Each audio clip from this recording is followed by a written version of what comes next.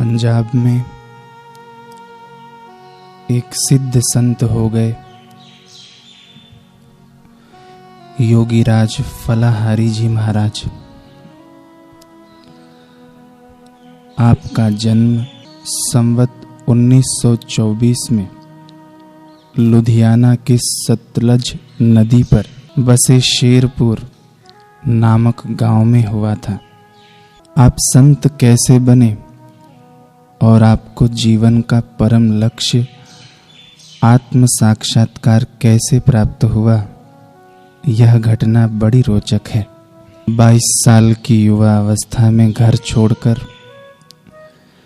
भगवत प्राप्ति की तीव्र प्यास हृदय में लिए पूर्ण गुरु की तलाश में आप गली गली गांव-गांव पागलों की तरह घूम रहे थे।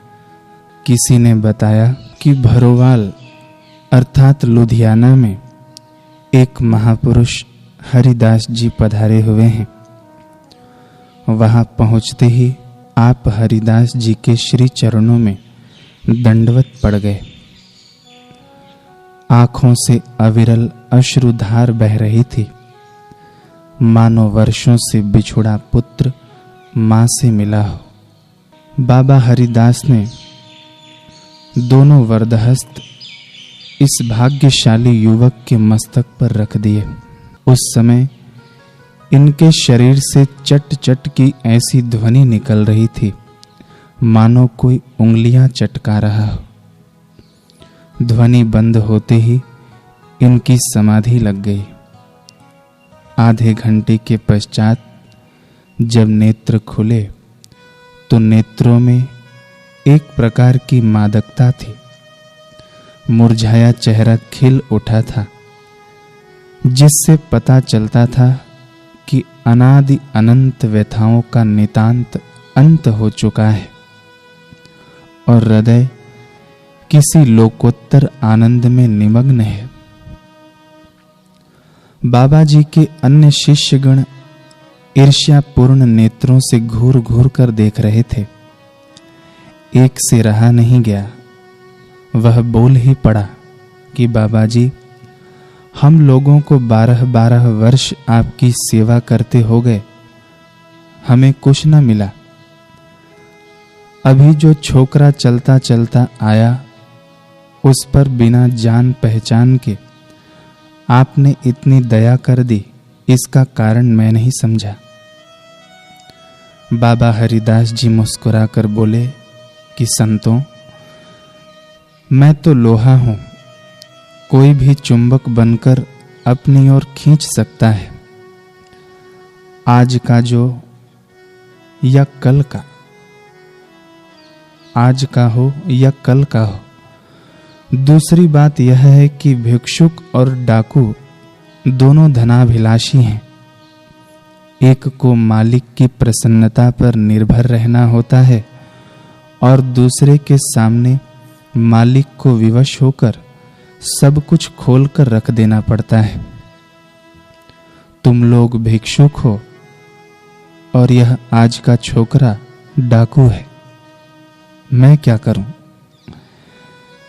इसकी अंतरात्मा उत्तम अधिकार की उस कक्षा में पहुंच चुकी है जहां पर परमेश्वर का भी कुछ वश नहीं चलता। बाबा हरिदास जी उस युवक से बोले कि बेटा, तुम्हारी आंतरिक व्यथाओं को देख मुझसे न रहा गया। यथाशक्ति मैंने उपचार किया। अब कहो, कहां से आ रहे हो, कहां जाना है?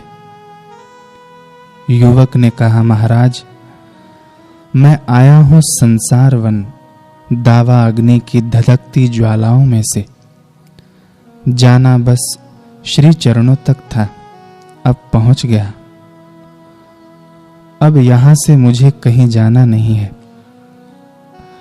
आपका शिष्य बनकर अपने जीवन को सफल करूंगा।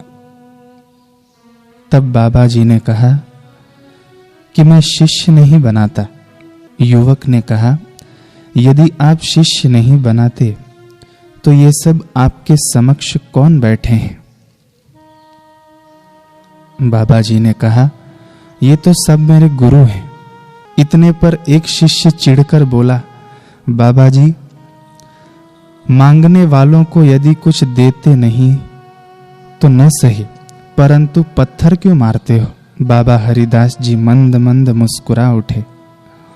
अपनी श्रेष्ठता वरिष्ठता का अभिमान रखने वाले दूसरे शिष्य पीछे रह गए और परमात्मा प्राप्ति की तीव्र पिपासा वाला यह नवयुवक बाबा हरिदास की कृपा पचाकर धन्य धन्य हो गया।